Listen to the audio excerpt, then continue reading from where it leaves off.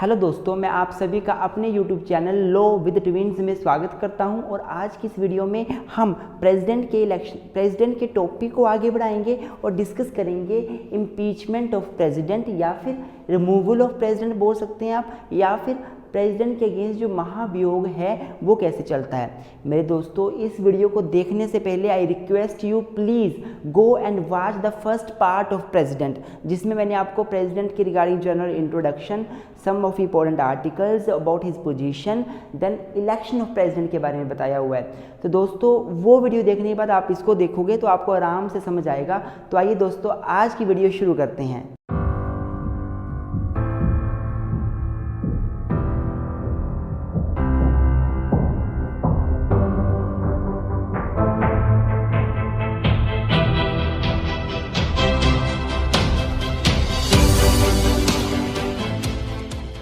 तो मेरे दोस्तों, अगर मैं प्रेसिडेंट के बारे में थोड़ा सा जनरल सा इंट्रोडक्शन दे दूं आपको, तो प्रेसिडेंट जो हैं वो हमारे देश में नॉमिनल हेड हैं, एग्जीक्यूटिव के नॉमिनल हेड हैं। इनफैक्ट आर्टिकल 52 बताता है हमारे कॉन्स्टिट्यूशन का कि इंडिया का एक अपना प्रेसिडेंट होगा, there shall be president of India.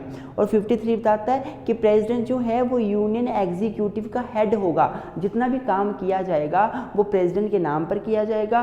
President जो है वो अपने सबऑर्डिनेट ऑफिसर्स के थ्रू वो काम कराएंगे, ऐसा बोला जाता है। अब मेरे दोस्तों, अगर प्रेसिडेंट की मैं टेन्योर की बात करूं, तो एक बार अगर एक पर्सन प्रेसिडेंट बन जाता है तो वो 5 साल तक ऑफिस में रह सकता है, लेकिन 5 साल से पहले वो अपना रेजिग्नेशन भी दे सकता है वाइस प्रेसिडेंट को, या फिर उसको अपनी पोस्ट से रिमूव भी किया जा सकता है। And this method of removal is known as the impeachment of president.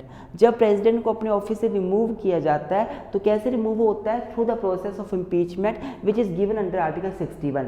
तो आज की इस वीडियो में हम इसी को डिस्कस करेंगे, इम्पीचमेंट होते क्या है।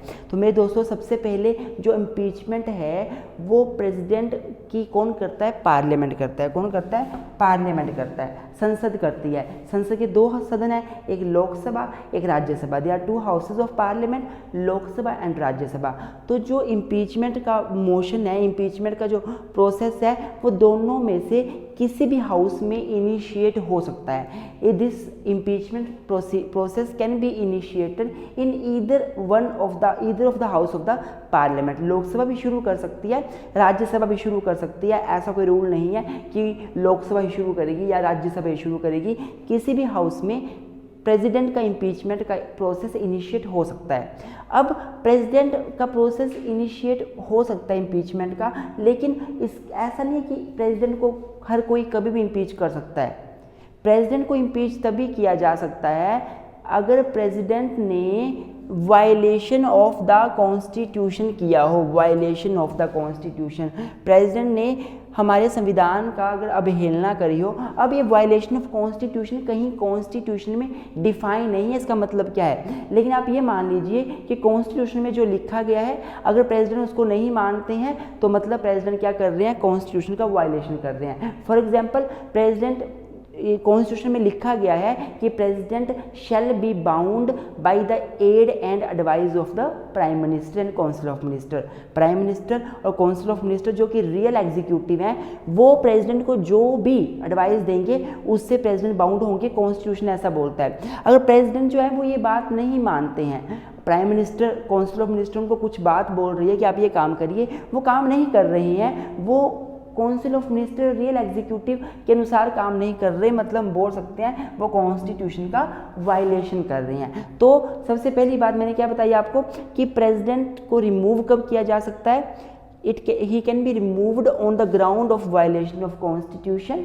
दूसरा, किस हाउस में इनिशिएट होगा प्रोसेस? तो दोनों में से, पार्लियामेंट के 2 हाउस हैं, दोनों में से किसी भी हाउस में प्रोसेस इनिशिएट हो सकता है। अब मैंने स्टेप बाय स्टेप इसको बताने की कोशिश करी है आपको, आई होप आपको समझ आएगी।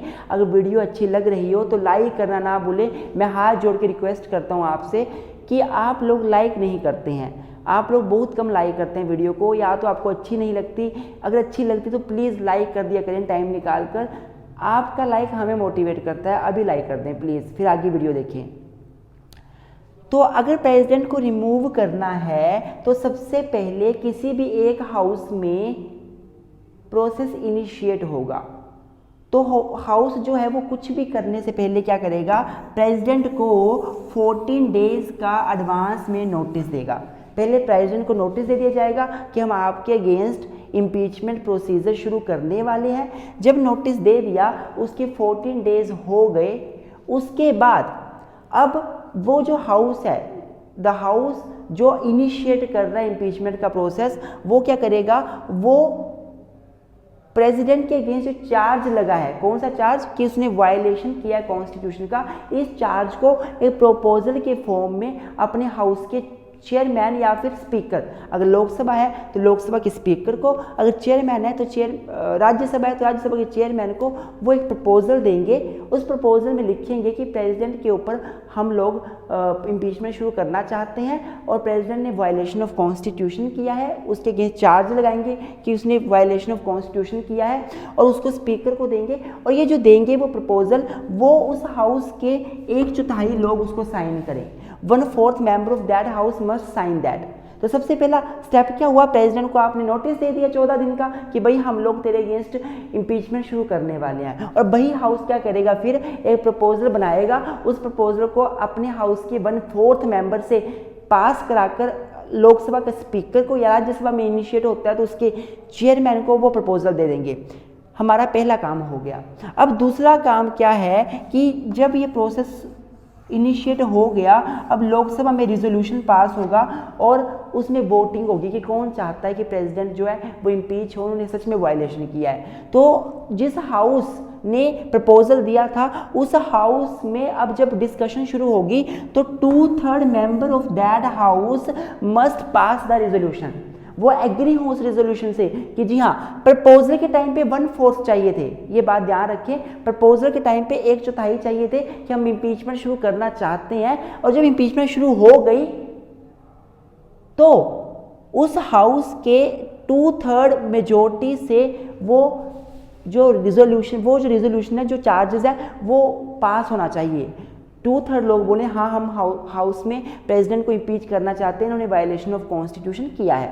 ये 2 स्टेप हो गए। अब अगर मैं 3rd स्टेप की बात करूं तो तीसरा स्टेप क्या है कि जो चार्जेस एक हाउस ने लगाए हैं उसको 2/3 मेजोरिटी से पास किया है, तो वो चार्जेस दूसरे हाउस में जाएंगे, वो रिजोल्यूशन दूसरे हाउस में जाएगा और दूसरा हाउस भी उसको 2/3 मेजोरिटी से बोल दे कि हाँ, ये चार्जेस अप्रूव्ड होते हैं और हम भी मानते हैं कि प्रेसिडेंट ने वायलेशन ऑफ कॉन्स्टिट्यूशन किया है। मतलब एक हाउस जो चार्जेस लगा रहा है, दूसरा हाउस उसको इन्वेस्टिगेट करेगा और उस इन्वेस्टिगेशन में अगर दूसरे हाउस ने बोल दिया कि हम एग्री हैं, प्रेसिडेंट ने वायलेशन ऑफ कॉन्स्टिट्यूशन किया है, तो फिर प्रेसिडेंट जो हैं वो अपने पोस्ट से रिमूव हो जाएंगे।